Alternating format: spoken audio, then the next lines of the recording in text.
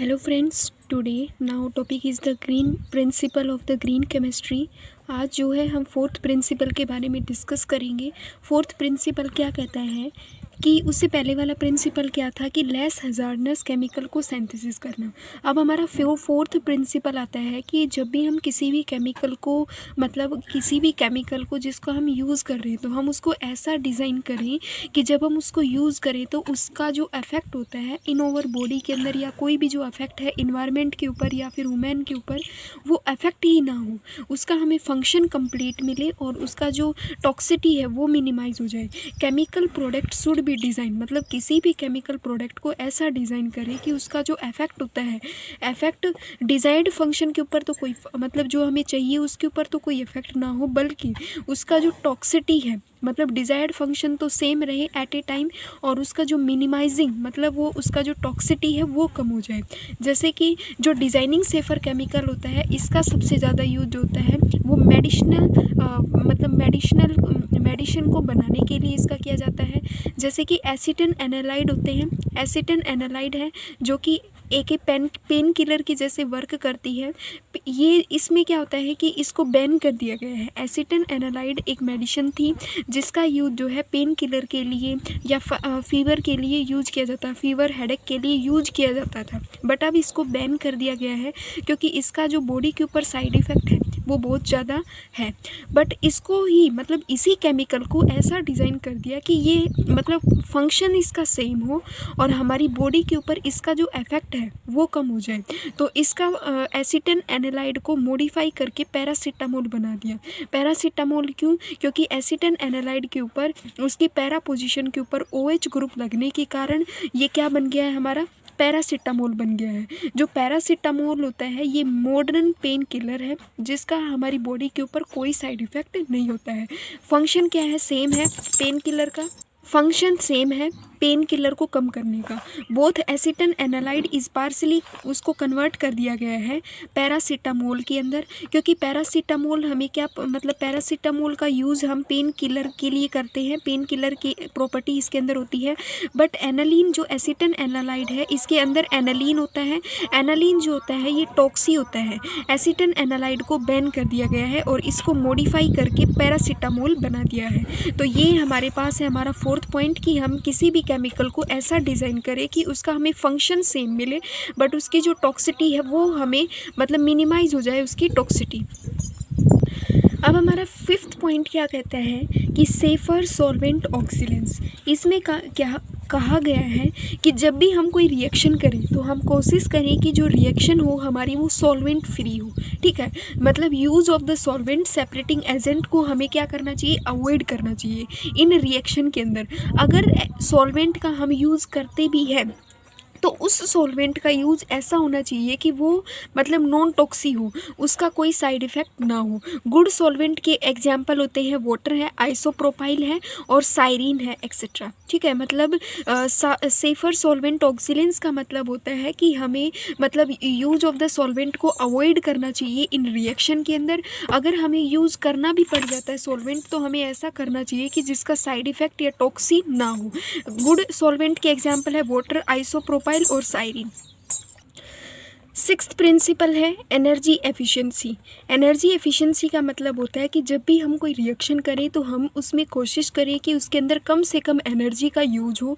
अगर एनर्जी का यूज होता है तो हम वहाँ पे ध्यान रखें कि एनर्जी का लॉस कम से कम हो। ठीक है, इंक्लूड होता है minimization of energy loss like the unwanted heating और फ्रिक्शन, मैकेनिकल फ्रिक्शन और फ्लूइड ड्रग। ठीक है, इनको हमें क्या करना चाहिए कि इन सभी को अवॉइड करना चाहिए। एनर्जी एफिशिएंसी का होता है कि हमें इंक्लूड करना चाहिए कि वहाँ पे मिनिमाइजेशन हो, कम से कम एनर्जी का लॉस हो और हमें अवॉइड करना चाहिए लाइक अनवांटेड हीटिंग को और मैकेनिकल फ्रिक्शन को और फ्लूइड ड्रग को, इनको अवॉइड करना चाहिए। फॉर एग्जांपल रिएक्शन को हमें कंडक्ट करना चाहिए रूम टेम्परेचर के ऊपर एट हाई प्रेशर के ऊपर। नेक्स्ट है सेवेंथ प्रिंसिपल है हमारा। सेवेंथ प्रिंसिपल कहता है कि use of the renewable feed stock. ठीक है, सेवेंथ प्रिंसिपल में कहा गया है कि जब भी हम किसी भी केमिकल रिएक्शन के अंदर जो प्रोडक्ट हम लें, ठीक है, प्रोडक्ट जो हम प्रोडक्ट लें और अगर उस प्रोडक्ट जब हम कोई रिएक्शन करते हैं, रिएक्शन करने के बाद हमें प्रोडक्ट भी मिलता है, साइड प्रोडक्ट भी मिलता है। तो जो साइड प्रोडक्ट है, जो वेस्ट है, वो इसमें कहा गया है कि जब भी हम किसी भी केमिकल रिएक्शन के अंदर जो प्रोडक्ट लें वो ऐसा ले कि जब अगर मतलब आफ्टर यूज़ करने के बाद वो बायोडिग्रेडेबल हो, वो रीनेबल हो जाए, मतलब रीनेबल रिसोर्स वाला होना चाहिए, जो मतलब नष्ट अपने आप ही नष्ट हो जाए और उसका कोई भी नष्ट होने के बाद कोई भी साइड इफ़ेक्ट ना हो हमारे इन्वायरमेंट के अंदर। जैसे कि नायलॉन जो है वो बेंजीन से भी बनता है, बट इसको मॉडिफाई कर दिया गया ग्लूकोज से। मतलब हम अपनी नेचर से ही ग्लूकोज को ले सकते हैं इजी तरीके से। बेंजीन को बनाने के लिए भी हमें प्रोसेस करना पड़ता है, बट अगर हमें नायलॉन ग्लूकोज से मिल जाती है तो ग्लूकोज तो हमें इजीली अवेलेबल होती है और ये बायोडिग्रेडेबल भी होती है। तो कहने का मतलब ये है कि स्टार्टिंग मटेरियल जो होता है रिएक्शन का शुड बी रीनेबल रिसोर्सेज का होना चाहिए, जो क्या हो जाए इजीली, मतलब आगे उसका मतलब वो अपने आप आगे चल के नष्ट भी हो जाए और उसका कोई साइड इफ़ेक्ट भी ना हो। जैसे कि बायोडीजल है वो हमें क्रॉप से मिल सकता है। नेक्स्ट है इसका और पॉइंट आता है कि रॉ मटेरियल को हम feed stock should be renewable. जो रॉ मटेरियल होता है जिसको आप कच्चा मटेरियल भी बोलते हो, रॉ मटेरियल और फीड स्टॉक शुड बी क्या होते हैं, रिन्यूएबल होते हैं। डिप्लेंटिंग वेनेवर टेक्निकल इकोनॉमिकल पार्टिकेबल, जिनको हम बार बार यूज़ कर सकते हैं और ये हमारी इकोनॉमिकली भी मतलब बेनिफिशियल है।